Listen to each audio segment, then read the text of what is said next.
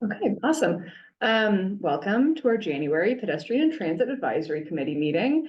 Happy New Year. Hope everybody had some great holidays. Carol is taking minutes. Thank you very much. Now we do our official roll call. Ted Alexander. Here. Jenny Alberson. Jenny. Caroline Bodiger will not make it. Meredith Brown. Here. Laura Evans. Here. Christopher Ferry. Here. Vitor Pamplona, we don't see. Zach Rosenberg will be late. Alessandra Sider, myself, I'm here. Carol Vagaris. Here. Our new city council representative is Willem Baugh. And I don't see him here tonight, but just so everybody knows, he is our new representative for city council. He, fun fact, helped to found the Somerville Alliance for Safe Streets. So I think we have a great ally in him. But anyhow, moving right along. Lauren Craig here and Justin Schreiber Here. And then I see we have a few guests. So thank you for being here tonight. I think you are both returning. Hey Brad, how's it going? Here. We're just doing roll call. We have some guests. So when I say your name, just introduce yourself. Tell us maybe your ward and also why you're here tonight. Can we start with Preston?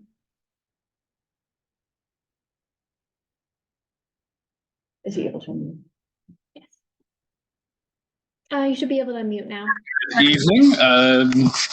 I am in Ward 5 and a relatively recent resident. I am here to listen in. I love what you guys are doing and hoping to see how I can participate as a resident in the future for whatever means that might be, for transit and pedestrian advocacy. Thanks. Amazing. Thank you for being here. Also, there is a current call for new members. So if you want to apply, then you're more than welcome to. But also, just if you join 6 meetings and then feel like you want to join the committee, then you're welcome to submit an application that way as well. Anyhow, Suzanne.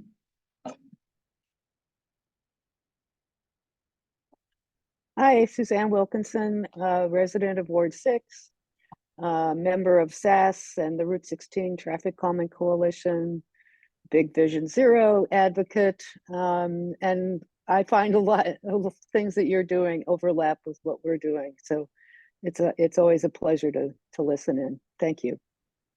Thanks for being here, Suzanne. Brad, do you want to introduce yourself? Hi, everybody. Thanks, Alessandra. My name is Brad Rawson. I serve the city of Somerville as Director of Mobility in Mayor Valentine's office. So Justin and Lauren are part of the incredible team of 7 that I'm responsible for leading. Also Somerville resident and parent in the public schools. And it was mostly coming here to say hello, to thank our committee members for their service, say hello to guests and potential volunteers in the future, and really talk a little bit about the year ahead. This time of year is important for us to reflect on what we've done in the prior year and communicate to the public and our stakeholders and our committee members about our vision and our plans for the year ahead. So delighted to be here. Thank you. Thanks, Brad. Hello, I'm so sorry to put you on the spot, but we're just doing roll call and introducing ourselves. So do you want to say why you're here, maybe your ward as well? Yeah, my name's Paul. I'm from Ward 1, and I was interested to hear about the graph updates. Amazing. Thanks for being here. And I think that is everyone. Did you say Cole? Yeah, Cole, see you later. Amazing. Okay, on to some housekeeping things. The December minutes. Does anybody have anything to say about them? Great. Seeing none, I motion to approve them. Do I have a second? I'll second. Go ahead. Great. All in favor of approving the December minutes, please say aye. Aye. Aye. Aye. Aye. All opposed? Okay, December minutes pass. Some administrative things. One update is that I believe as of the last time I talked to you guys, we have over 20 applications for new members, right? Yes, and they keep coming in, which is quite exciting. Amazing. So I don't have an exact number off the top of my head, but I think it's just above when we spoke last week. Cool. So those will continue to be open until February 9th. And then We have a discussion at the end of this meeting about how we want to handle interviews. So we'll come back to talking about that in a little bit. In terms of subcommittees, I have a feeling that perhaps none of the subcommittees have met since our last meeting. Does anybody have anything to say to the contrary about that? Excellent. I think we might have some assignments for some subcommittees today. So, I mean, if you are willing as a subcommittee to take it on. So let's just move on to our one of our main agenda items. The first big thing we're talking about is with our wonderful mobility team. They're going to give us a summary of the work that they did in 2023 and a preview of what we can expect in 2024. Awesome. Thanks, everybody. So as committee members know, the city staff have been really working every year to do a better job of communicating the results of all of our hard work, of your volunteerism, of our policies, programs, projects to help us build a bigger Safe Streets and Sustainable Transportation Coalition in this city. We want to make sure that we are honoring Somerville's commitment to being a data-driven local government and a data-driven community. And we also know that we have so many residents who just want to understand, why are you doing it this way? Is it getting you the results that you want? Are there unintended consequences that you hadn't planned for? So over the last few years, we've actually spent a lot of staff time in assembling statistics, visualizing them in ways that we find to be compelling for a diverse audience. And we want to just put more information in our residents, our elected officials, our activists' hands for a few different reasons. Number one, you all are our eyes and ears in the community. You are more places than we can be. And so that's great. We want to validate people's lived experience and run it through the best statistical data that we have available. But secondly, civics should be fun, right? I mean, let's think about like the 6th grade STEM student who wants to know, oh my gosh, why am I constantly hearing from my peers or my parents and guardians about dropped bus trips? How does that relate to what the city planners and decision makers and elected officials are dealing with every day? So when we do data-driven storytelling, we often find that we get people coming into our processes who might not otherwise have done so. It's a fun bridge building activity for us. There are a variety of other reasons for us to do this work, but those are just a couple. So Lauren and Justin have served as kind of core project team on this work. Lauren, maybe I'll ask you to start introducing things. This will be a little snapshot that then gets published for wider dissemination 2 or 3 weeks from now. But with the timing of the monthly PTAC agenda committee meeting, we thought that it would be actually a great opportunity to just provide a little bit of a peek behind the curtain and a preview for something that'll be much more robust and in the public domain a week or 2 from now. Try to move this so people in the room can see our lovely titles. But I think one of the first major look backs on 2023 is the community path extension opened. And there's been big increase in multimodal use of the off-street path, it's particularly around community events, which we think is interesting. You know, Porch Fest actually was the highest use of This Is the Community Path at Cedar that we saw throughout 2023. And it's been really interesting to be able to take in this data, and we hope to continue to track sort of the use of this path going forward.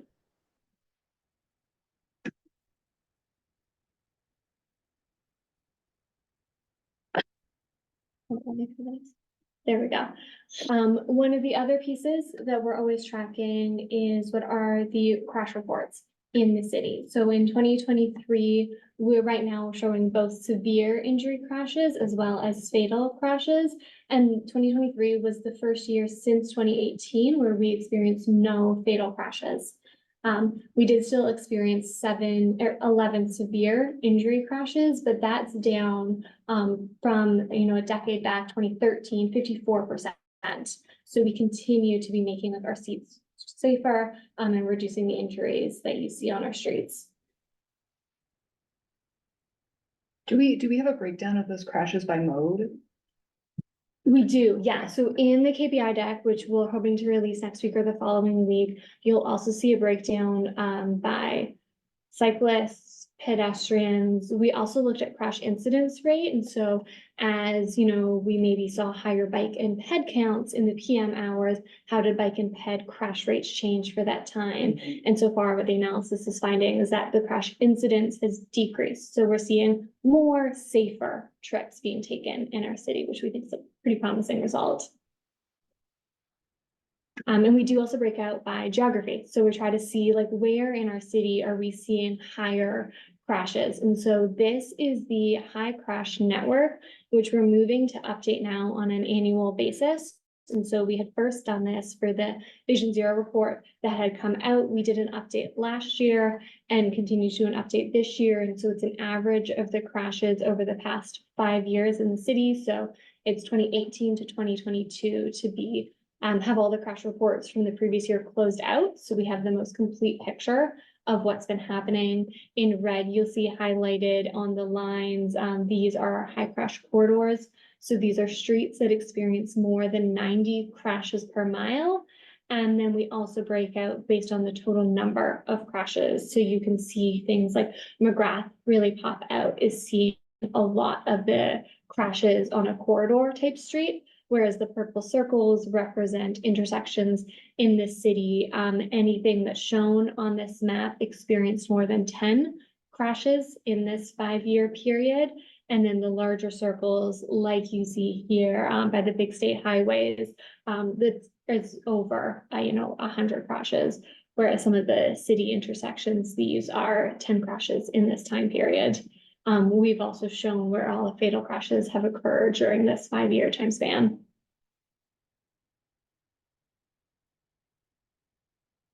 And I think this map becomes a lot of the foundation of how we prioritize and help to strategize projects going forward. This is something that we reference a lot in our work, making sure we really are deploying like our prize resources where they're absolutely most impactful. And so one of the resources we deploy are continuing to build out our physical traffic calming program. And so we've expanded this over the years, and I think 2023 was really exciting because we introduced a completely new intervention, which is what you see here on the left. These are our neighborhood traffic circles that were part of the East Somerville program. So Pearl Plus 6, if you're familiar with that project, and you can see, so starting in 2017 to 2023, we've continued to put out more of these interventions on our streets. So whether these are speed humps, curb extensions, so bringing pedestrians closer so they have less time spent in the road and shorter crossing distance, raised crosswalks and raised intersections to improve visibility at crossings, and then crossing islands as well to add protection when you're in the street. And we do have, for those that are not as hidden behind here, but we do have a traffic calming webpage where we're breaking down and explaining what each of these different interventions are, why we deploy them, where we find them most effective, and we do have a map up.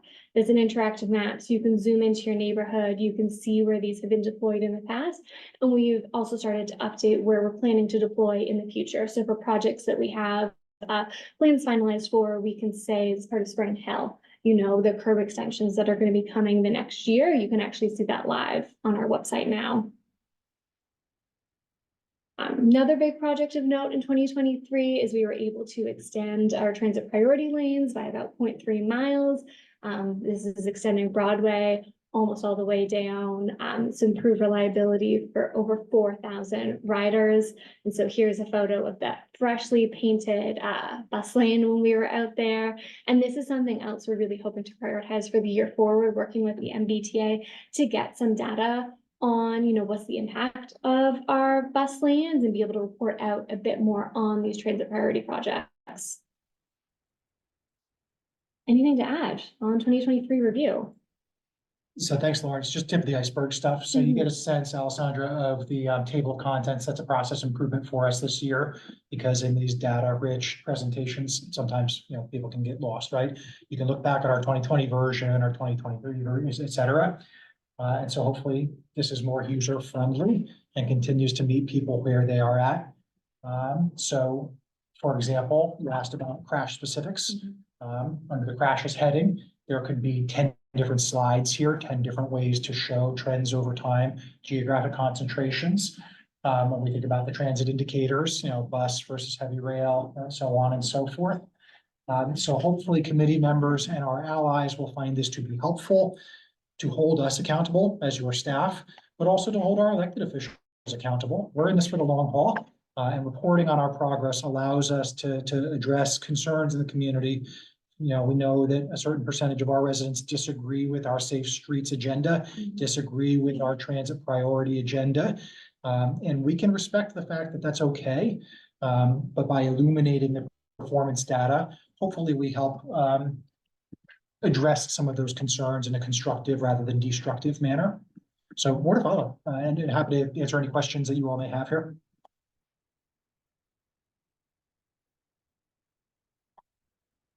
So I think the next is a bit of a hybrid 2023 look back and then 2024 look ahead, as we talked about our Transit Pass pilot programs and just providing an update on everything we were able to learn this past year and where we're hoping to take it going forward. And so just so everyone is aware, the city right now is involved in a number of different programs that are able to provide free transit passes. So these are monthly Charlie cards, T passes, that provide full bus and subway access on the MBT system to a number of different groups of residents and employees now. So the 4 groups that we currently have are the student M7 programs. So this provides free passes for students at Somerville Public Schools from grades 7 to 12 for the school year. We're actually going into our 3rd year of this program, running on the next school year.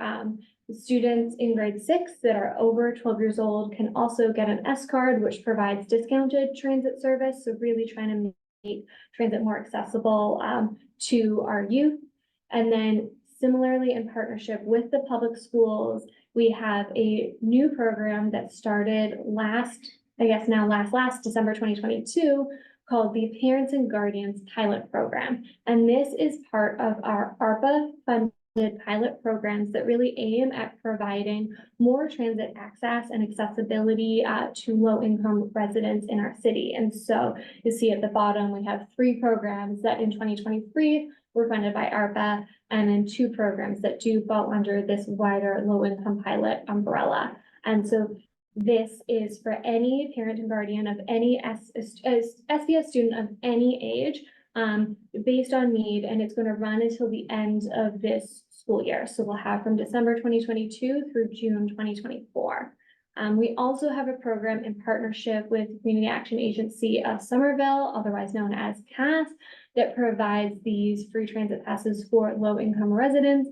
We use sort of a eligible benefits eligibility, so already enrolled in a benefit program like SNAP, Mass Health, or up to 200% of the federal poverty line. And we hope that this makes the barrier to entry a bit lower, because you might already have gone through the paperwork for SNAP or Mass Health, and the Transit Pass program is not making you duplicate a lot of this. And this program will run until the end of September 24 and does fall under this umbrella of our ARPA funded programs.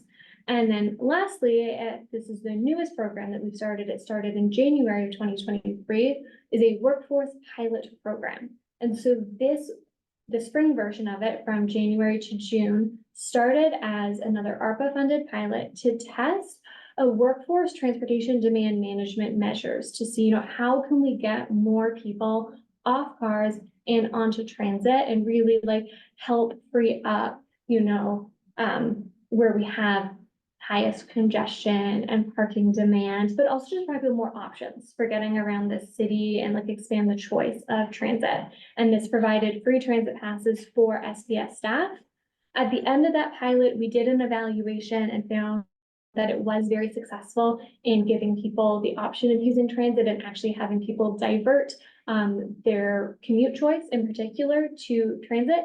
And we were able to expand it to the entire city workforce, and it now is a more permanent sitting on the city budget. And so it covers over 2,000 staff now. Is the hope to also get the other pilots that are ARPA funded into the city budget at some point? So Brad, jump in, but the other programs are tied to some work we're doing at the regional scale to really advocate for the MBTA to release their proposal they have in the works low income fares, where right now there's sort of no reduced fare option. If you're a low income rider, there's a senior option.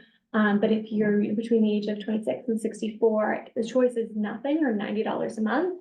And they have a proposal to switch this to be half price fares or $30 a month. And so some of the continual funding for these programs is a little more connected to what has to happen at the state level to make this sustainable. Yeah, great question. I don't want to skip a step in the answer. We have to demonstrate the utility of the program. We've got this robust program evaluation, as Lauren has described, that we're really excited to tell those stories. But we've already been successful with the school side workforce, moving it over to operating budget.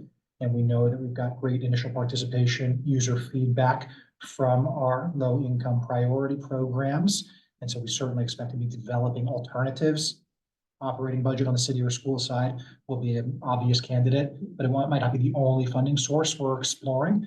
Ultimately, mayor, CFO, city council will be responsible for accepting our recommendation and helping us figure out the right financing mechanism. It's a long-winded way of saying, yes, we want to continue to provide these benefits, whatever the funding source ends up being. And so as Brad sort of previewed, we have some initial stats from all of these programs. And so we're actually partnering with MEPC, so the Regional Planning Authority, to do a full-scale evaluation of these pilot programs to really understand, what benefit are they providing, what barriers are we running into that are preventing us from maybe providing more benefit to participants, how are people changing their behavior, what types of trips are being served now on transit. And so we've been getting some great data from the MBTA as part of this partnership. We've been conducting surveys. We did our first round of focus groups. And so it's been just really exciting to be able to have these conversations with all sorts of different transit riders as part of the program. There's some initial data we've gotten. So this only covers till the end of October of 2023, but sort of combined for the ARPA funded programs, we've had over 15,000 transit trips, or 115,000 transit trips taken in these months, which is pretty exciting. We handed out over 800 passes last year for our 2 low-income free transit programs combined. There was 523 school staff who participated in the free program, which, as I said, has now been expanded to over 2,000 staff. And from our survey results, 84% of all participants have felt that the transit passes enabled them to actually use their car less.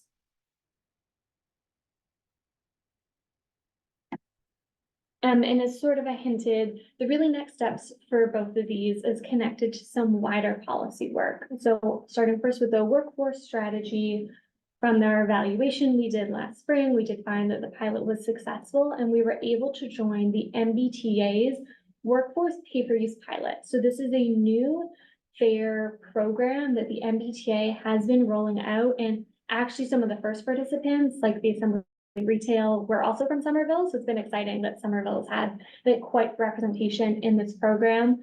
And what it enables is the MBTA allows employers to, offer free transit or subsidized transit to their entire workforce, but instead of having to pay $90 a month for every participant, they only pay per the rides that those cards actually take. So it becomes a much more affordable and sustainable way for employers to be able to offer subsidized transit as a benefit to their employees.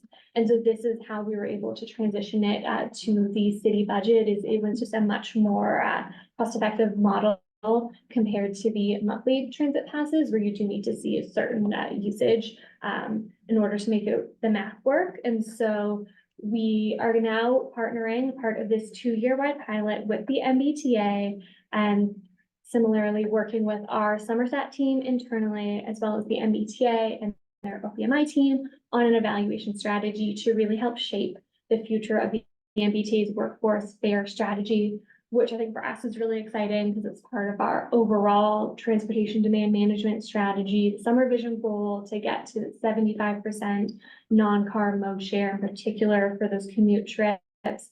And I think, as we mentioned in our development review 101 session, this is already something that we require new developers to put in for their employees when they move into the city, is to provide subsidized transit. And so it feels, I think, good that the city is now able to emulate this as an employer and sort of replicate this program.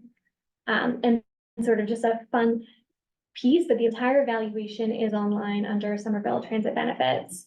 But this graph here is data from the spring workforce pilot, which just shows the modal breakdown. And really interestingly, 60% of all cars were used on bus and subway, 35 subway only, and only 5% bus only. So the vast majority of trips in Somerville need both modes. And I think it just like shows how the two really play into each other in Somerville. And sometimes we get overly focused on like bus versus subway, but really it's the combination of the two that we found proved most important. Yeah, Question, can the cards be used for any trip or only for commuting? any trips. Yeah, they're just open cards. And so, you know, for workforce, oftentimes a commute is the focus because it's maybe when we see some of the highest congestion or where people are more likely to take cars, but you know, switching to transit for dinner is just as impactful for our carbon emissions. So we sort of want to encourage people to use it whenever. And Ted, that's a really great question. It's something that has come up from our HR department, from the schools HR department, whether the schools are thinking about their workforce or about students. Wait a second, can this help a student get to a part-time job? Can it help a student get to a social or appointment? Can it help a member of the workforce get to a Sox game at Fenway? Answering all those questions is yes. This is a tri-transit. This is like a gateway element for some people who are skeptical that the Green Line is going to transform their choices around here. So yeah, good question. And we did anticipate that. And we're trying to make sure that folks know that even if they have a legitimate reason why they might still drive as a dominant commute, they should be using that bus pass or that train pass on every time. And I think something we've heard, and this came up in the school pilot, is sometimes you need to take trips within Somerville. And maybe the fastest thing is just hopping on the bus to get to the other office, other school, other location. So like midday trips, I think were an interesting finding. So then similarly, next steps for the low income pilots is really looking towards those low income fares system wide across MBTA that I mentioned earlier. And so currently the MBTA has a pretty robust reduced fare program. They offer reduced fares and transit passes for seniors, those in the transportation access programs. So people who are blind on Medicare, the youth pass, and then the student pass that I mentioned that we have at the Somerville Public Schools. But there is nothing for low income riders. So if you don't fall into the above mainly age-based eligibility requirements, it leaves a big gap for those 26 to 64.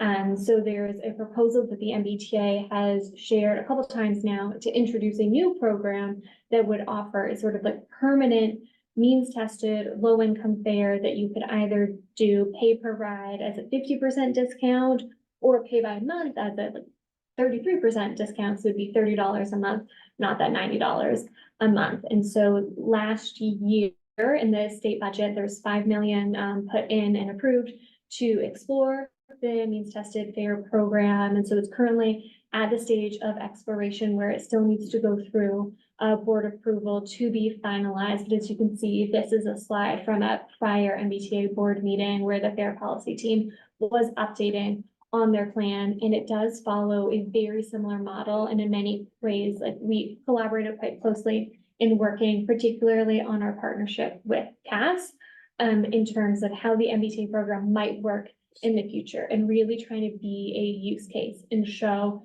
how this could work, how this could be a benefit, and why it does address like such an important gap in transit access in our entire region. So I think we're really keen to see this policy come to light and like working quite closely with our partners at the MBTA to advocate for this.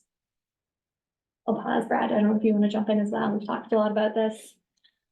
Well, just one thing that kind of connects the dots back to our previous presentation on the key performance indicators. One thing that we've added this year is some engagement metrics. And I want to take my hats off to our PTAC members who have been out there in the hot sun or in the blowing wind or the drizzly rain, tabling, doing on-street outreach to try to sign our residents up for these benefits programs, and then also to use that benefit opportunity to get folks plugged into the larger ecosystem of advocacy, awareness, education, and change making. So folks, we wouldn't have these participation rates without you working with us to table at our community events, in our parks, at our bus stops. So thank you very much for that. Can I ask a question about the means testing? It sounds like the Somerville program offers a pretty low barrier to entry of like proving you actually need the pass, right? Which I think is great. I think too many programs make people jump through hoops. Are we expecting that there will be that low barrier to entry with the MBTA program as well? So the CAS eligibility had come from a prior MBTA proposal to the board where they had also proposed to use the presumed eligible benefit, as I think what they call it. So that's like existing enrollment in a state program. And so in that way, we're hopeful that it would be a similar, more seamless. Like you still need to, and it's for our program as well, as there is still an intake meeting. And so we had offered hybrids. You could go in person to the CAS office, you could do your paperwork online. But at the end of the day, you do need to show up in person to pick up your card because it is a bit of a physical handoff. And so we're hopeful that that part will continue to work, as I know they're exploring partnerships with, would it be a community partner, like who is doing this on the ground eligibility verification, but hopefully it would. I think we're maybe biased to follow the Somerville model of using a community partner who's on the ground close to these communities and actually available and accessible to come in person and not having to come just to the one MBTA office downtown being the only place. And with the presumed eligible benefit, you just have to use existing enrollment in a state program to show eligibility. And I think we've had some conversations with CAS as well of once you're in the door and showing eligibility for this program, they could find you're eligible for other programs. So there's a bit of like a symbiotic relationship between a community partner who might run this program and actually helping unlock more access for the participants. And also, this might not address one part of your question, but to build on what Lauren just said, in terms of working with our community partner, CAS, we were very, very intentional. Because CAS is, think of them as almost like a local franchise of a statewide organization called MASCAP, which is a big consortium of anti-poverty agencies that operate in the Merrimack Valley and on the South Coast and many gateway cities around the Commonwealth. As the MBTA has been exploring a low-income fare program, they've been very clear that they don't have the administrative infrastructure to handle these kinds of income certs. City staff maybe could in some cities, but not in others. Why don't we just pay our nonprofit partners who know some of our residents best, who already connect them to home heating assistance programs, who also already connect them to dental and healthcare opportunities, right? And instead of just taking them for granted and saying, hey, can you help us with this? Let's build budgets that actually pays them for their time and allows them to staff up. That's what we've done with our pilots, and we're super proud of it. And so we think that that will scale cleanly across the region. So our local CAS folks have said that with their sister agencies and with their parent agency, that this is a line of business that they are interested in growing. So that addresses some of the questions, but there might be others that were implied in your question too. So happy to address those too. No, that's all super helpful. Can I ask what CAS stands for?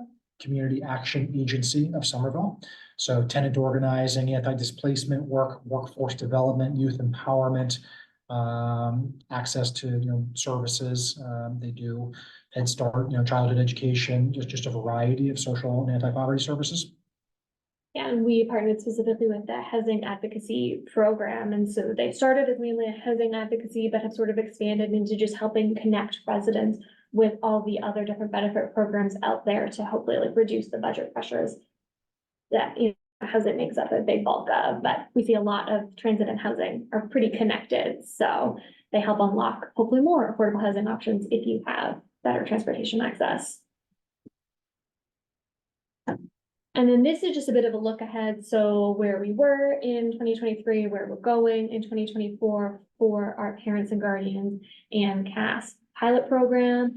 In particular, you'll notice in light green, just a lot of the activities have involved evaluation. I think we just really want to make sure that we use this to test out, again, all the benefits, all the challenges, really iron out how we could hopefully advocate for the best possible version of this program going forward. So we've partnered with MAPC to do intake surveys. We've worked with the MBTA to get usage analysis off the cards in the program. We did a round of focus groups where we worked with our partners at Soya and the schools, so the community liaisons to be able to sit down and speak with parents and guardians who are currently in the program. And we have more planned for this year, so hoping to do a couple more micro surveys, just check in, how's this going for you? Some pilot end surveys, actually have another round of focus groups. And then, as I said, the Parents and Guardians program will end with the school year, and the CAS will end at the end of September 2024.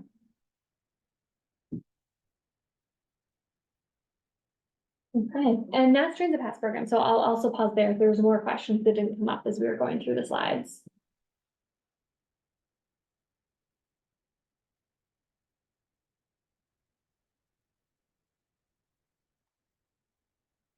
Okay, so hearing none, this is just a quick sneak peek 2024 look ahead, some of the highlights we pulled out. I think as mentioned, Brad, this is just the tip of the iceberg. We're going to continue bringing back this information to PTAC, but we wanted to share some of the highlights for now that we've maybe already started talking about in committee meetings. And so one piece is, continuing to build out our bus stop improvement program. And so we've been working with the MBTA via their ad shelter program where they have the advertising vendor who sponsors shelters, and we're hoping those can get installed this spring. And as many of you probably saw, we were awarded under participatory budget an award to do bus stop improvements, specifically sort of directed by the city, separate from the ad shelter program. So we have a bit more control over what stops can actually be addressed. And so we are targeting fall 2024 for that. Some of the installs might lead into 2025. It's sort of just depending on the complexity of the bus stop. As I think we'll speak to next, we're building out our intersection improvement program, which we're super excited about. You'll hear from Justin in a second about some of the state projects we're working on, like McGrath Boulevard, but Mystic Martha intersection improvements to come, and Route 3828. And then we have our internal, complete streets reconstruction programs driven by the city. We have 3 projects in flux right now, which is, I think a highlight for us. So Western Washington should be expected to start construction. We've talked about Tough Street design here in the committee meeting, and that's continuing to be worked on for this year, as well as West Broadway, which I believe Greg came in November to PTAC to talk about that. We'll continue for design with more outreach as well. So you'll probably be hearing more from us on all 3 of those programs. And then, as we hinted with sort of the KPI slide before, we're really continuing to build out our traffic calming program, wanting to deploy more speed humps, traffic calming interventions to sort of improve immediate street safety. I'm sorry, I've spoken a lot, so Brad and Justin, jump in 2024. I'm just flagging the Mystic Martha meeting coming up on the 31st in this very room. Oh, yeah. And then McGrath Boulevard, we'll talk a little more about that. There's gonna be a meeting mid-February. And in case anyone doesn't know what 2830 is, it's that biggest purple circle on the map we saw where McGrath 93 and Mystic Ave converge in the whole spaghetti bowl. And I'm gonna see hopefully very soon some real improvements there. That dot a lot smaller in 20 years. And because of community advocacy and staff relationships and hard work, Mass DOT is once again eliminating surplus travel lanes, making smaller roads, challenging the dogma of the traffic engineering profession, which is just incredible. So yeah, we're super excited that they're going to start construction on that project this calendar year. Can I ask, on the bus stop improvements, have you guys identified any preliminary stops to look at, or do you have an idea of like the number of stops that will get shelters? So under the ad shelter program, the initial list is a bit more generated by the MBTA because they have certain criteria with their vendor that they need to meet.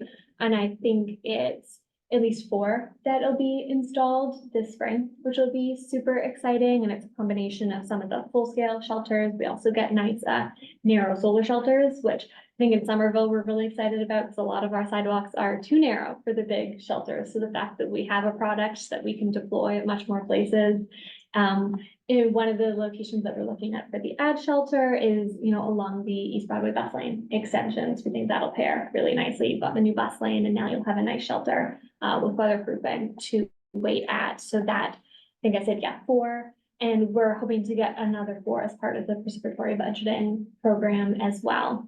That one's a bit more at a beginning stage, so I can't share like specific locations that we're looking at just yet.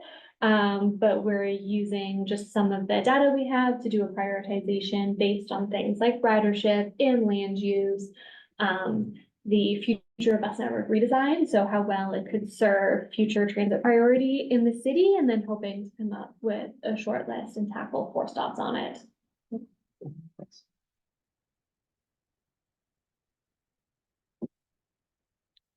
It's a robust year ahead. And we're excited to be able to give you all the preview here in January.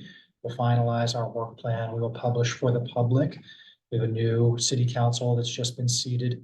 And last term, we had 11 Safe Streets counselors. The new council, we have 11 Safe Streets counselors, even though 2 have turned over. So we're super excited to work with the new members. We know that Councilor Mba will serve as council's liaison to PTAC. I had an onboarding coffee with him a couple of days ago, and then a formal onboarding meeting with a bunch of colleagues and him yesterday. He's up for the challenge, he's excited. And I think it's going to be a great complement to the committee's work. But yeah, this is really intended to be part of the process of pulling back the curtain. One of the worst accusations we ever deal with in our line of public service is, you all don't tell us anything. You've made your decisions and you're just going to do your thing. And that hurts, right? Because we really are committed to collaboration, to responsive governance. And I think these are examples of how we try to make sure that folks understand where we are intending to spend our staff time, where we are intending to spend public money, and frankly, where we need help from our volunteers, our committees, our advocates, and our electeds. If we need to, say, push a certain state agency to design a smaller, safer roadway, things like that.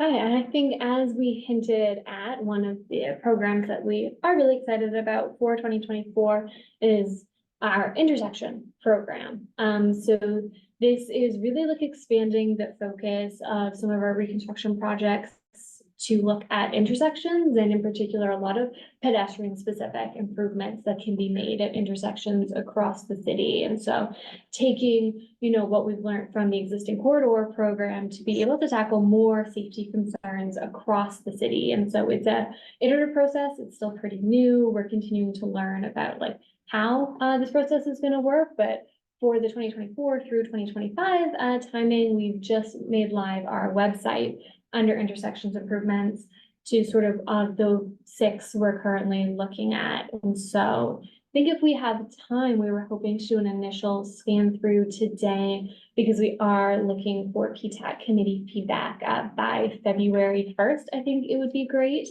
to just have some initial feedback on the proposed intersections. And I think I said this, but we're happy to come to a subcommittee meeting to do a more technical debrief, but just wanted to introduce this new program right now. So I can click the link and Sure. then. So this is instead of doing a half-mile street, we're sort of going specific intersections around the city. And it usually grew out of You a know what? frustration I of think not I just being shared able to do that. PowerPoint, so I'm gonna have to reshare my Oh, screen. no problem. In addition to, because we have our half miles. We do, yes. So the idea was we got someone under contract, they're gonna be in the city, we have contract prices. Can we say, well, what about if you hop over there and do that intersection, And it was been very difficult up until this program to like make those more sporadic improvements happen with actual construction versus a quick improvement. So I think I'll just try to spend a minute or 2 on each design and answer any questions. But then, or mention that feedback deadline, because we're really looking to get this stuff finalized as soon as possible. This is a intersection on Cameron Ave at Tannery Brook Row. It's probably the most straightforward of the bunch. It's just a raised crosswalk, 2 crosswalks across Cameron, 1 crosswalk across 7 Pines and Tannery Brook. And yeah, really, this is one of the more concerning roadways for speed right now. So it's one of the reasons why popped up in our prioritization. No crosswalks exist today. High speeds, as you noted, Justin, relatively high volumes of cut through traffic. We've heard from residents many times over the years about all of these concerns for safety and quality of life. So we're super excited about this. Yeah, and then the last sentence there, that first paragraph, we're also gonna do speed humps along Cameron Ave, so this isn't just by itself, it'll be a corridor treatment in the back of Cameron Ave. To try to address some of the speeds there. People cross that all the time. Yeah. It's a thing. It's a nice little back entrance, sort of going down Tannery Brook, yeah, to get down to Davis. Also relatively straightforward in Ball Square. We've already removed the slip lane on the opposite side of the street as the transit station. So it is the same side of the street as the transit station, but the other side of Boston Ave. And the idea here is to remove the other slip lane. Slip lanes encourage pretty fast speeds. Good opportunity here to get a good bit of sidewalk back, potentially add some bike racks and other amenities, and really shorten that crossing across the street. There are also some accessibility challenges where that island in the middle right now is actually not fully accessible, so we're gonna address that here. And here's an example of the city taking on responsibilities that honestly, the MBTA Green Line project should have tackled. There's a very rigorous permitting process that the feds have to go through for accessibility review when they're planning a subway extension like the Green Line. And I was in the room in parts of those conversations and saying, are you going to tackle this? These are not accessible ramps. These are inaccessible grades. There's no level landing area. And for whatever reason, we never were able to get the T or the feds to integrate this kind of solution to the Green Line project. It boggles the mind. So here we are coming in with local resources to kind of correct that oversight. And we're really, really excited about it. We need a continuous path of travel to all of our transit stations, even when you have pre-existing conditions like bridge grades that make that kind of thing really, really tricky and maybe add risk to a big subway construction project. Okay, well, here's a great example of how the city perhaps can be a little bit more nimble and deploy other resources or not have so much federal red tape to deliver critical accessibility improvements.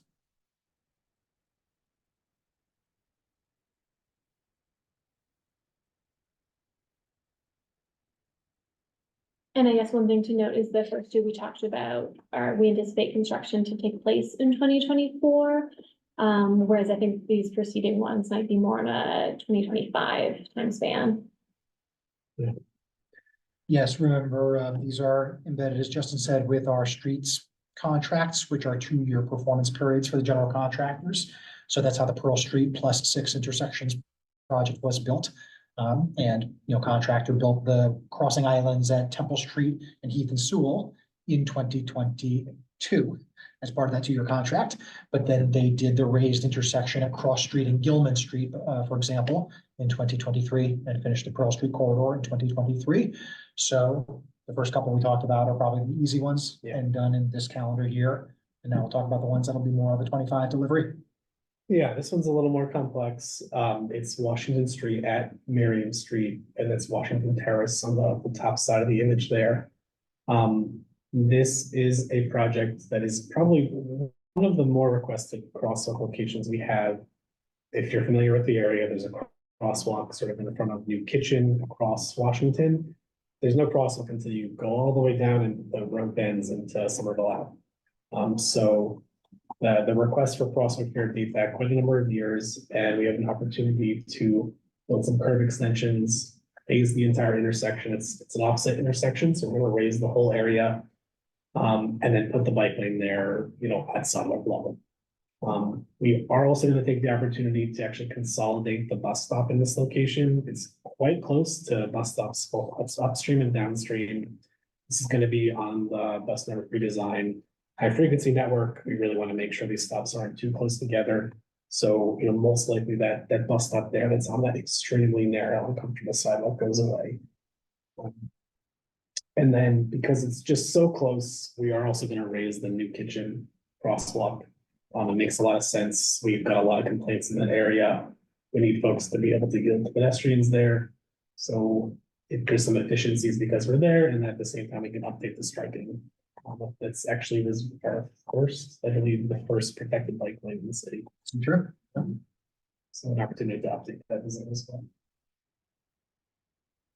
And you hear us talk a little bit about constituent concerns, 311 city council orders. Those are important inputs to this process.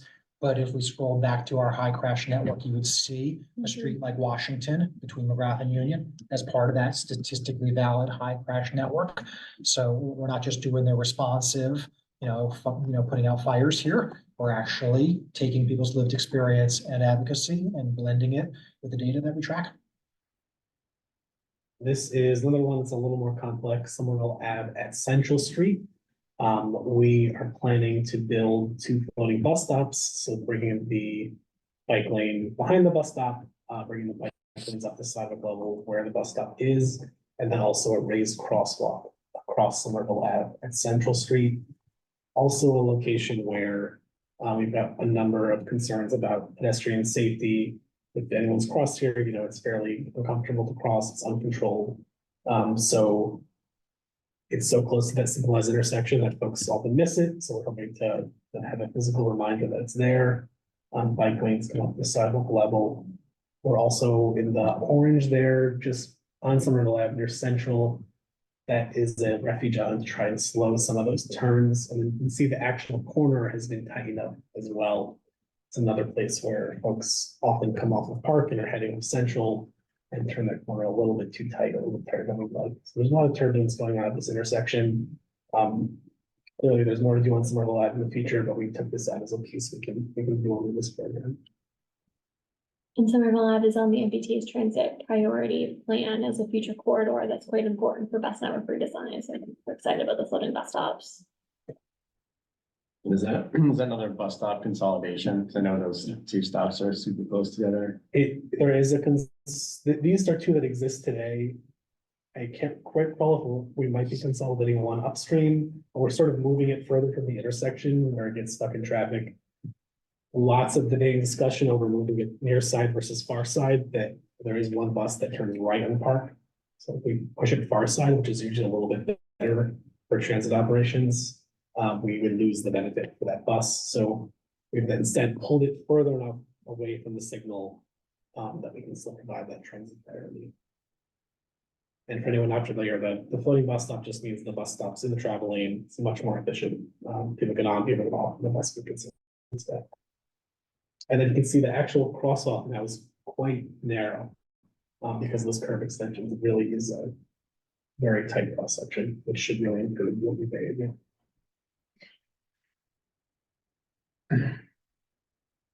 So Walnut, maybe higher this location, maybe the highest in the city potentially. We're all looking forward to one day Bow Street being fully pedestrianized. We need a crosswalk at Bow Street. We need to have an enormous bump out to slow the turning speeds. That's what this plan does. Curb extensions on both sides of the street, a very large raised crosswalk area, and a new accessible space sort of right. We've relocated the accessible space to be right adjacent to our ramp, provide that convenient access. Their purpose is a couple parking spaces, but we think this is important. It's really going to help people cross the street. Yeah.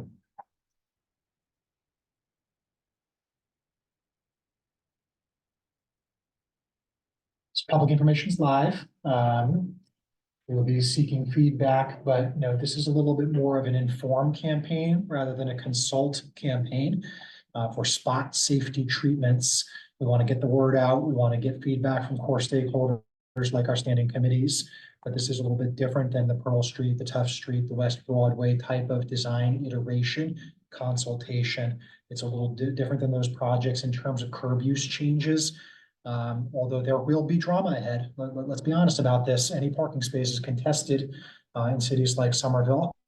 We're not talking quite about the scale of what we've encountered on Holland Street, College Avenue, and others. And as a result, this is a little bit more of an informed campaign to make sure that folks know here's what we're trying to do to improve accessibility and safety. These obvious hotspots that everybody would agree is uncomfortable for all road users.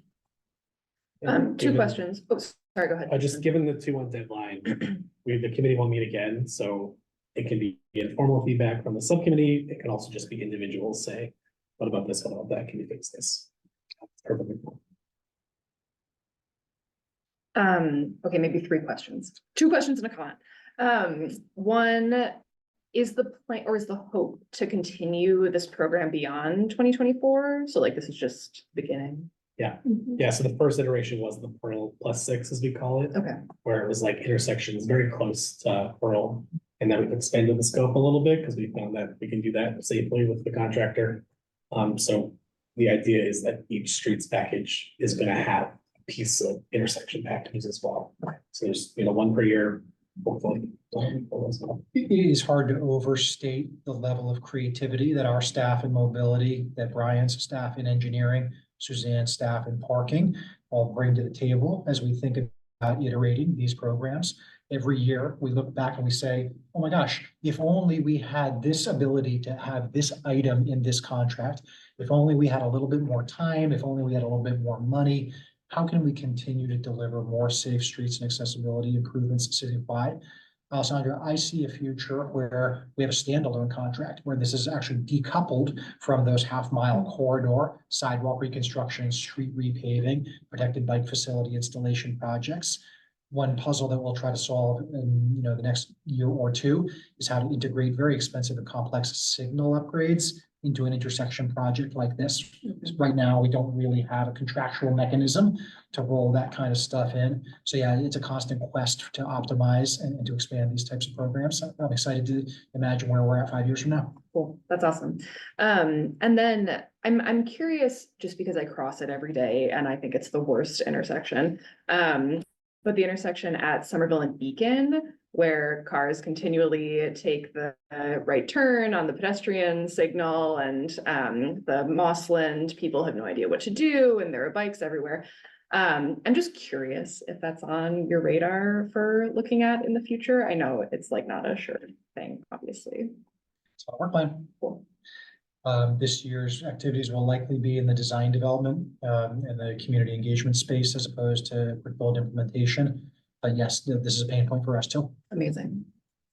And then my comment was, not to put you on the spot, Zach, but is your subcommittee interested in Yeah. taking a deep dive on this? Yeah.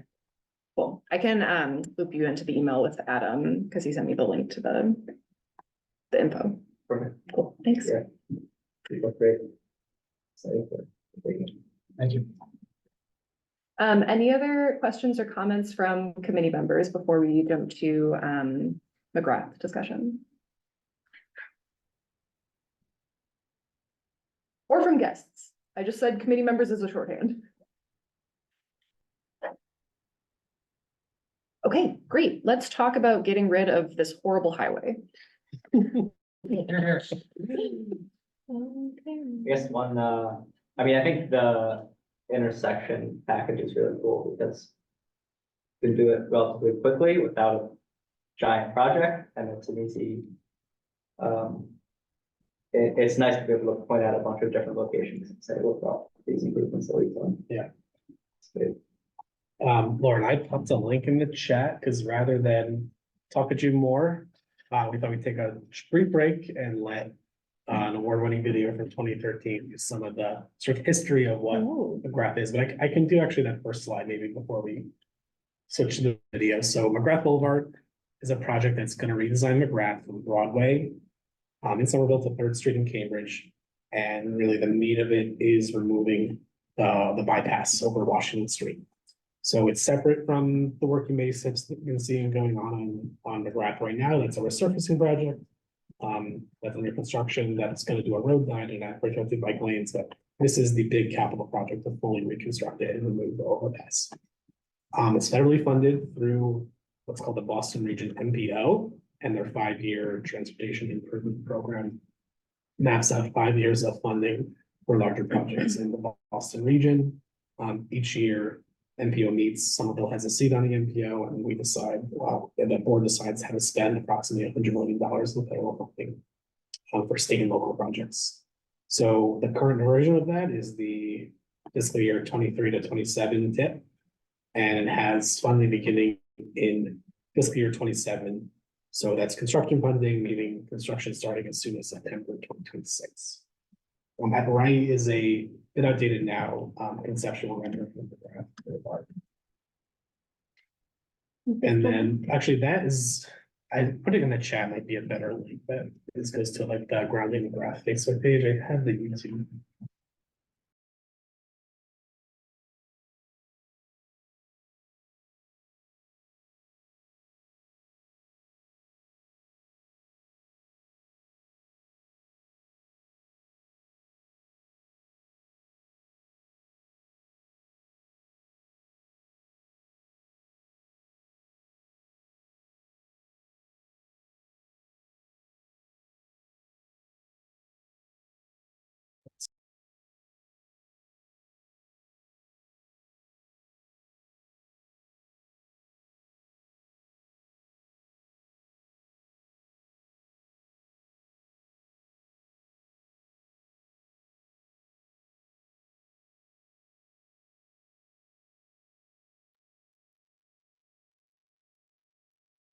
You can also share it from here and just, so you can just unmute.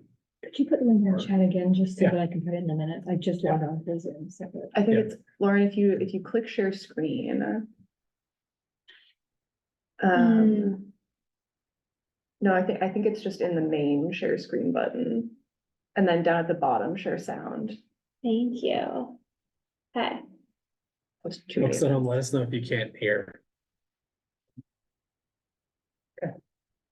See if that works. This corridor is safe No. for bikers and pedestrians right now? No, not at all. It is very difficult to cross. Yeah. I mean, there are no signals, there's no way of knowing. Like, you notice right now in my bicycle, I didn't know what way to take, to go under the bridge. I wanted to cross, there was no lights over there. And I don't know, I feel it's very unsafe.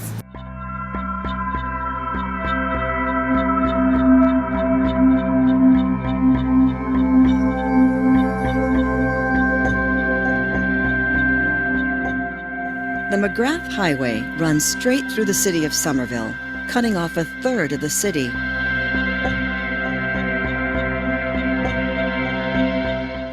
The highway is a relic of the 1950s, when the car was king and transportation planning meant building bigger and faster roadways.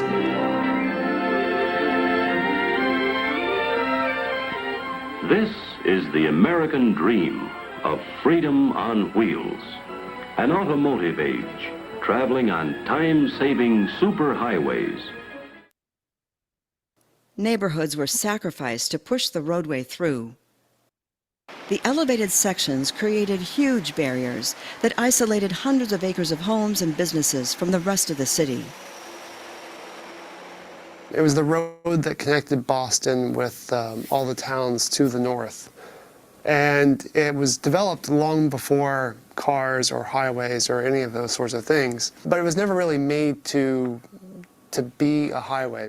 So in the 1950s, when the McGrath-O'Brien section, the section that everyone drives through today, was created, it was basically built on top of this existing kind of pedestrian scaled street. It was really a city street. And it was built to kind of, take care of traffic, and that's why you have the different overpasses and things like that to loosen the congestion, or at least that was the plan.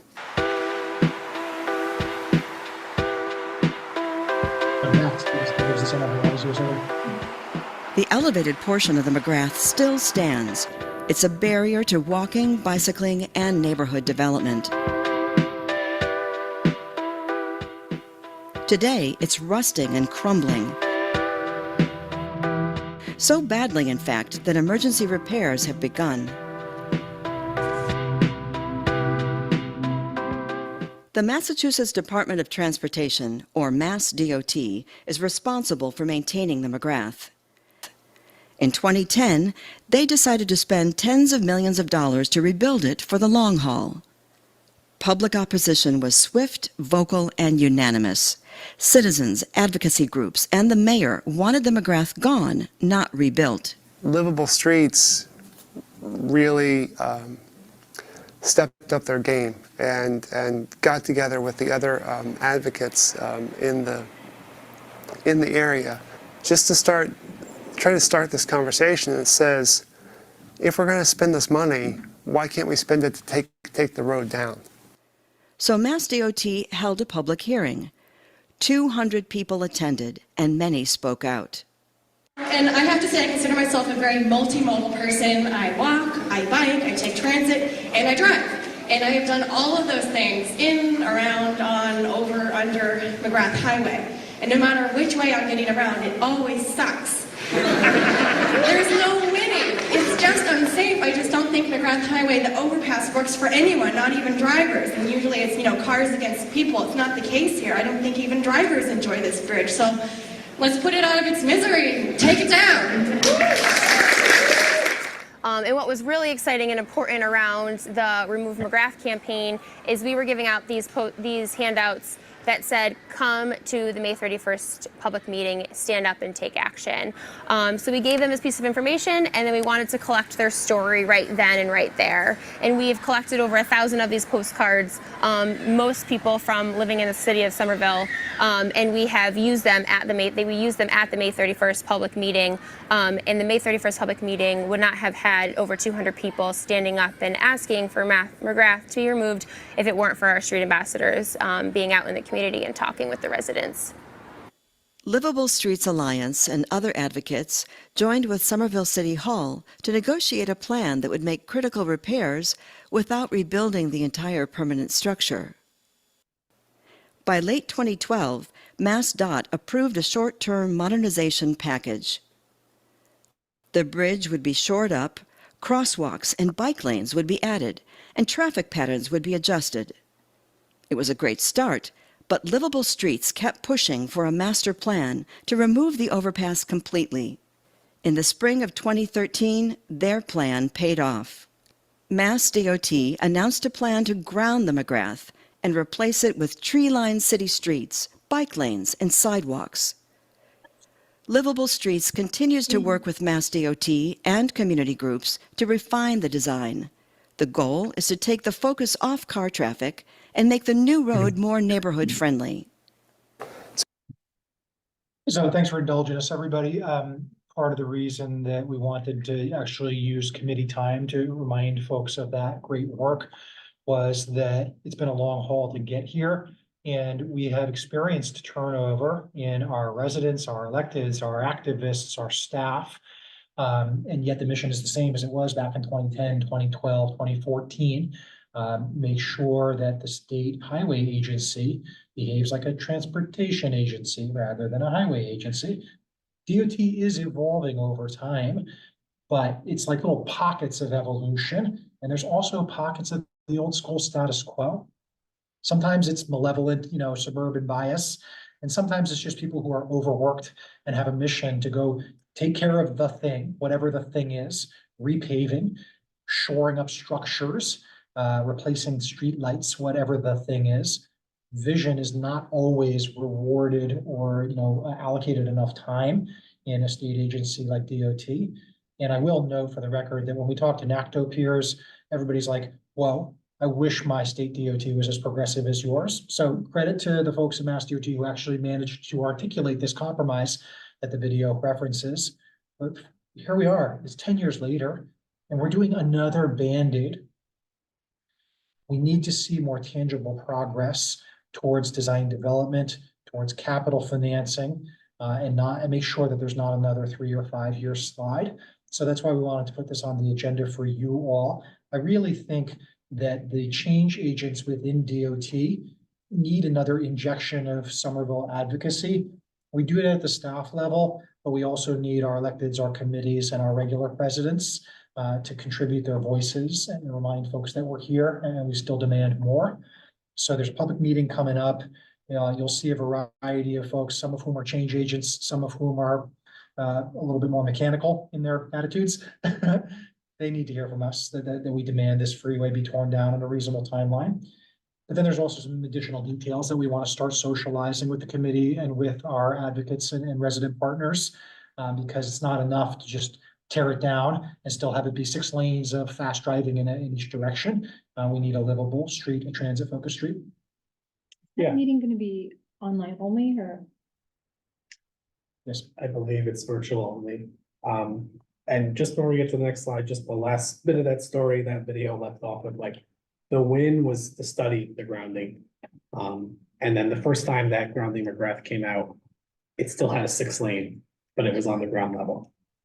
So one of the things that happened, you know, from now until then was advocacy for a 4-lane cross section. And when the project finally did go into preliminary to conceptual design, that was what was published. So that was back in 2019 was the concept that was a 4-lane cross section.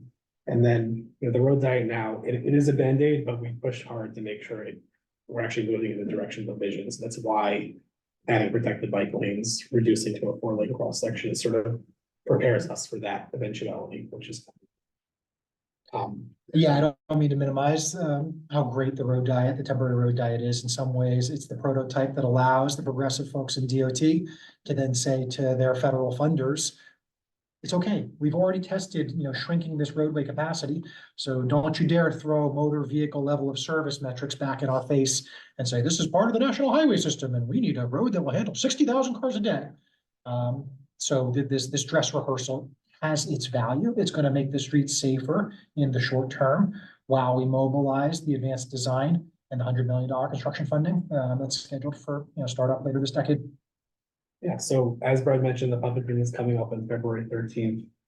We want folks to re-engage with the projects. You know, Massa's can review the scope and design, and it's a really important meeting because they're not at 25% design yet. And this is an opportunity to influence what that 25% design looks like. So they're actively working on the design and they'll be able to sort of collect feedback before they reach that milestone. So it's a pretty good opportunity for us. And then on the next slide, we just have some of our high level priorities from staff. I hope you'll agree with many of them is, you know, number one, ensuring best in class design for all modes of transportation, you know, particularly focusing on safety, convenience, and comfort for non-vehicular travel modes. Something that was not previously considered was dedicated transit facilities. In the context of a road we're trying to shrink, we do want to think about if there are places we can provide dedicated transit facilities. McGrath does not have any bus routes on it. There are bus routes nearby that could benefit from transit facilities if they were relocated to McGrath. So we want to make sure that this design considers that. And, you know, there are places where there could be the right of way width to provide something like a Q-jump lane, at the very least, really good transit priority in the signal system. Another point is just making sure that we are minimizing the intersection sizes to the extent feasible. For having a narrow or 4-lane cross section, there's going to be a tendency for highway planners to make sure you've got lots of turn lanes and lots of queuing lanes, places for people to get on and off. So really trying to make sure we're minimizing to the extent feasible. We're designing for larger vehicles, but not giving all into larger vehicles and making sure that everyone gets to travel as slowly as possible. And just making sure we're not having unnecessary roadways. If folks look back at the old concept designs, there's lots of weird bendy things happening at Somerville Ave. There's Medford Street coming into McGrath instead of into Somerville Ave. There's far more roadway than is actually needed. So we want to make sure we're not building roads we don't need. And then there's a lot of planning that's already been done. The Union Square neighborhood plan has a proposed street network for the McGrath area called Milk Square.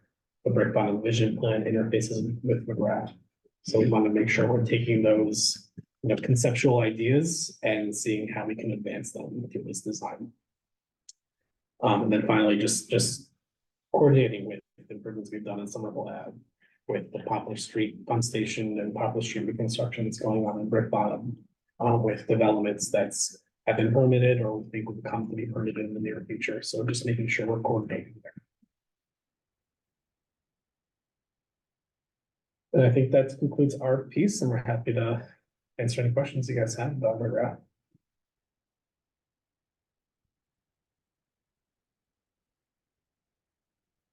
So, thank you. Super helpful background.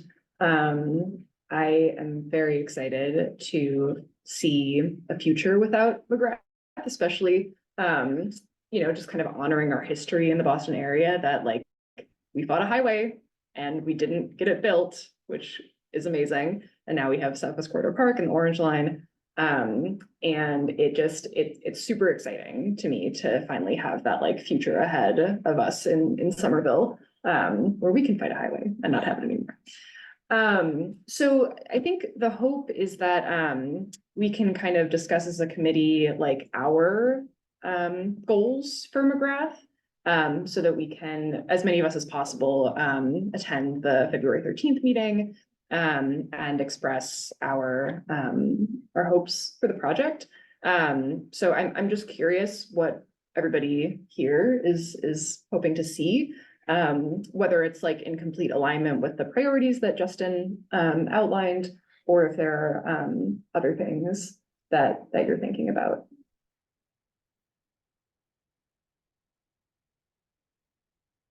Question. So is this, when this is all said and done, is this all still state land? Like how much limitations do you have to say, oh, we want to put a city park here, or we want to have a new crosswalk? How's that all gonna work? Yeah, great question, Cole. So it's state right of way. So ultimately, state has a lot of jurisdiction and authority, but they do look to local communities to kind of set the priorities. So for example, if they were doing this exact same project somewhere else with the resurfacing that's happening right now, it would not have eliminated a travel lane. They did that because we in Somerville demanded, because we said we want more crossings, safe crossings, narrower, slower streets. Will that kind of responsiveness extend to trickier questions about a continuous bus lane? We'll see, we'll see. But you can anticipate linear park style elements in the design that get showed at next month's meeting. You can anticipate fully separated shared use path and bikeways. You can anticipate, at least in this concept, the pretty drawings of green stormwater infrastructure, or kind of re-greening the corridor, all details to kind of follow. But if folks travel ever down to Franklin Park, to the zoo, or to that part of JP and Roslindale, the Casey Arbor Way, the Casey Overpass, was a very similar project that Mass DOT completed in construction just about 5 years ago. They tore down a freeway on a similar antiquated highway design, and a bunch of the residual land they turned into parklands. You can debate about whether those are usable parklands or whether they're more like cosmetic, but hey, look, it's not road, they're depaved. That's pretty cool.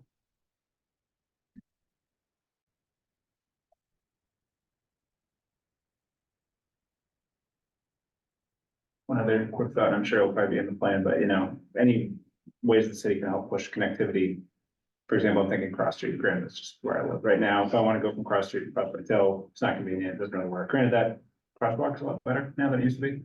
But you know, I don't know what that looks like, but paths, things like that, that would be really exciting. Those are totally legitimate questions to ask. I will note that the grades coming off of Prospect Hill and towards the bridge historically were identified by this project team as something that would prevent them from creating a crosswalk from East Somerville to Prospect Hill at that cross street, Greenville, Prospect Hill Ave portion of the neighborhood. So we should ask the question. This is the time to ask the question, but do prepare yourself for people to say like, oh my gosh, it's a 17-foot grade change that we're trying to kind of mitigate there. We can't get an accessible path of travel there. And so it might be a no for now answer.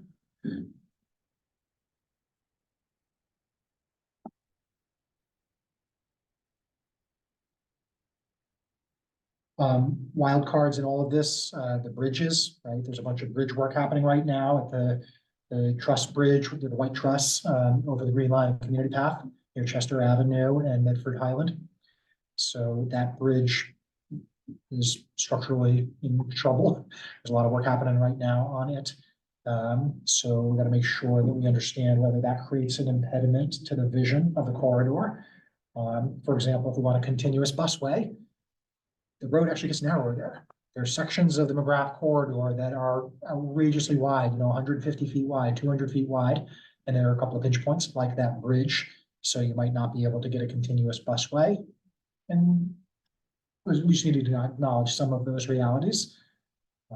There's the one other thing to keep in mind is that there's another bridge over the Fitchburg right-of-way where the Green Line Union Branch runs. That bridge will not be removed as part of this project. got to keep the road and the sidewalks up above the train tracks. So that will be kind of a fixed point that they plan to design around. But otherwise, yeah, tear down that elevated structure and start knitting the neighborhood back together. If you wanted my advice about advocacy positions, Carol, I think about your lived experience and all of the families, whether they're going to Winter Hill at Edgerly or live in, various parts of Somerville and going over to the east or the Capuano. This idea of physical and social isolation caused by the built environment is a message that will resonate with Mass DOT, with elected officials and others who we need to kind of keep as part of this coalition to tear down this freeway as soon as possible. It's not about the spandex super bike commuters for the northern suburbs. That is not the argument or the use case that is going to win this advocacy campaign.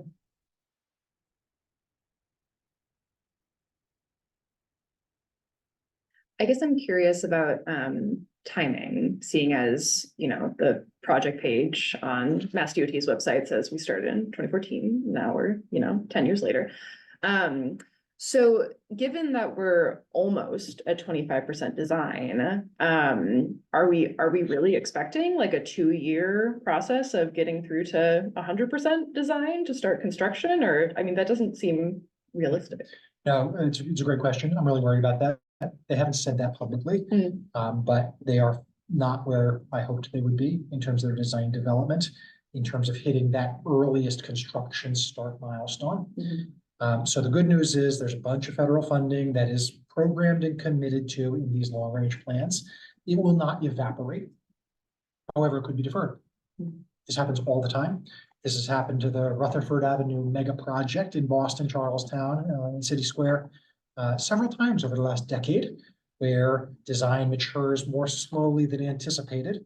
Community politics rear their ugly head, and the state says, oh my gosh, we have to allocate this $20 million annual tranche of funding, or else we'll be at risk of giving it back to the feds, or in a more benign version, sending it to Western Mass or the South Coast or whatever.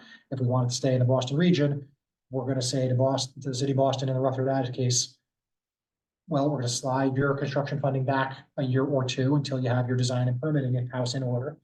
And we're going to take that early funding and invest it somewhere else. There's a very real risk that that will happen with McGrath Boulevard over the next 6 months. We feel that by asking you all to get more plugged into these processes, we can mitigate some of those risks.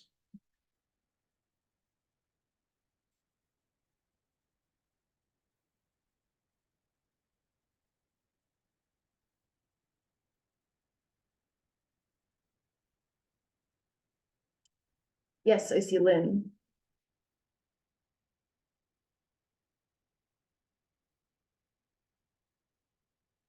Lynn, you should be able to unmute. Oh, thanks. I just unmuted. Hi, can you hear me? Yep, all good. Fabulous. Hi. I'm sorry, I got a little late to the meeting. I got my times mixed up, but I'm just really happy to hear this project, being kind of renewed and spoken about. I don't know how many of you, I don't know if it was discussed, the sort of future connection of the community path via Route 28 up next to the hotel. Was that discussed at all during this meeting? Not really. Great. Okay. So the Summer Bridge Hotel at 1 McGrath is planning to basically build a ramp from Route 28 to the community path right around where it touches down in Cambridge. We've been trying to, the MBTA has basically not precluded the little bit of land needed for that to happen right behind the hotel. It's kind of where the old tropical fish store used to be. It's next to the Shell station. So just to the, if you're facing the Shell station, it's just to the left of that at the corner of Rufo Road by Twin City Plaza. And, we've been kind of working with the Summer Bridge Hotel developer along with the next door developer just west of there, building the labs right now, to kind of create a scenario where there's safe walking and biking kind of access through all this. And I just kind of wanted to like raise my hand about the Rupho Road intersection and how critical that is. And my understanding, I want to make sure there's a public meeting about that intersection in particular, because it's very critical. There's so much going on there. There's the crossing and the Twin City Plaza and the bus station and the community path. And there's sort of plans for a two-way cycle track to kind of come down from the path, and some tree lawns and a pedestrian crossing. And there are certain things that we asked for that it sounds like are maybe happening. The developers have sort of worked together to come up with a plan, which I believe they're presenting to Mass DOT. Mass DOT, I don't know if they're going to sort of take that and work with it, or if they kind of have a working plan, or how that's all going to work. But I really would like to make sure that somehow there is a public meeting for the Rupho Road intersection while it's at the conceptual design stage. Because I think the public really needs to have input to make this, maximize pedestrian and bicycle safety and minimize conflicts and make sure everything works. We're really grateful to the hotel for kind of stepping up to this. And also to the labs for kind of working to make this a bike ped friendly place. And, we're very aware that the community path is only, 85 or 90% is 85 or 90% pedestrians. It's not a bike path, even though certain times of day will be more busy. So I just want to, how can we make sure that a public meeting happens around particularly the Rupho Road intersection with public input? That is because that's a whole big kettle of fish. Alessandra, I can provide a quick response. Lynn, thanks so much. I'm so glad you're here, and thanks for spotlighting that issue. So a couple of things occur to me. One is the McGrath Boulevard meeting that we have been talking about here on this agenda will be an opportunity for all of us to say, what's the long-term vision, and how do any short-term investments that DOT or required mitigation of developers that the city has applied or the state has applied, how does that fit into that long-term vision? So that's one part of the answer. But a second part that occurs to me with your questions is that maybe we as staff can work with PTAC to get on agenda for a future meeting, whether it's February or March, and actually kind of reshare some of the work that Justin and our permitting team have done with Mass DOT, with the city of Cambridge, with the two developers, in terms of the short-term investments and multimodal safety and access improvements that are legally required of those developers. So we can work with the officers, I think, to figure out what's the right agenda, what preparation is needed, what materials are needed. That is not exactly what you're asking for, Lynn. I think you're asking for something perhaps a little bigger, and I've articulated a boundary on either side. So there's the mega project long range thing. There's the short-term thing done by the city as opposed to by the state. But then maybe with those as a starting place and a boundary, we can figure out, is there something more specific that gets to the core of your question? Yeah, I mean, I'm always thinking about the long view. So I particularly, I guess I was kind of told that there might not be a public meeting about this intersection, and I was a little surprised. So not by someone in the city, I don't want to kind of mention who, but somebody who theoretically might know. And I sort of just felt that I think Mass DOT, it would behoove all of us if Mass DOT makes sure that there's early public input to this process about this intersection. So I just want to make sure that happens, and I don't know how to make sure that happens. Well, we got a couple, again, sorry, Alessandra, why don't we huddle up as staff? Why don't we talk with some DOT folks and Cambridge folks, with our committee members, with you, Lynn, and figure out, again, what can we do with meetings that are already scheduled? And if we feel that those are not going to give us the level of depth and review that we want, whether there's a different venue that we can ask the state to facilitate. And if the state can't facilitate it, then maybe the city can do a deeper dive outside the context of one of our regular monthly committee meetings. Okay, great. Thank you very much. I Thanks would for also letting me say- speak too. This is my first PTEC meeting, so I've heard about the work you've all done. So just thank you. Thanks so much for coming, Lynn. I will also say that, you know, if a public meeting isn't feasible for Rufo Road, we have a robust history of sending letters to, to state agencies and city people. So if it's ever useful for you to, you know, collaborate on a letter and just have a broader group of people who are, you know, pushing the state for focus on a particular area like the Rufo intersection, then please don't hesitate to reach out. Thanks. Yeah, I mean, I haven't heard it through official pathways, so I don't want to make a ruckus, but maybe I'll just kind of ask about it. But yeah. Yeah. Great. I recognize that we are over time, but I do also recognize that this is a really important project. So I will honor Suzanne's hand and then ask if anybody else has anything pressing they want to say, that they make it known soon after Suzanne finishes. My comment, thank you for this presentation. I think this is really, really important. I simply want to say I have to take some of this back to SAS. And a lot of people who wanted to be here tonight for one reason or another couldn't be. So just to say, let's continue talking. I'd like to be part of these conversations. You know, if I could repeat all of this with you all involved with the SAS meeting, that would be great. So yeah, to be allies for sure. Thank you.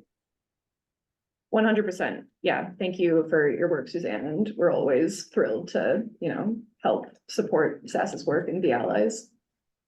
Great. We did successfully record this meeting and we'll make that available. So if you know folks that were not able to come tonight that you think would like to, you know, watch at least that part of the meeting, it will be on the website. And the Great. slides as well. And the slides as well, yeah. Beautiful. Perfect. Uh-oh. Was I recorded denigrating the traffic engineering profession? I'm sure they will be on the meeting recording for sure. All right. Anybody else?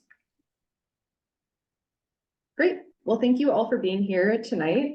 This is certainly not the last of this conversation. But for now,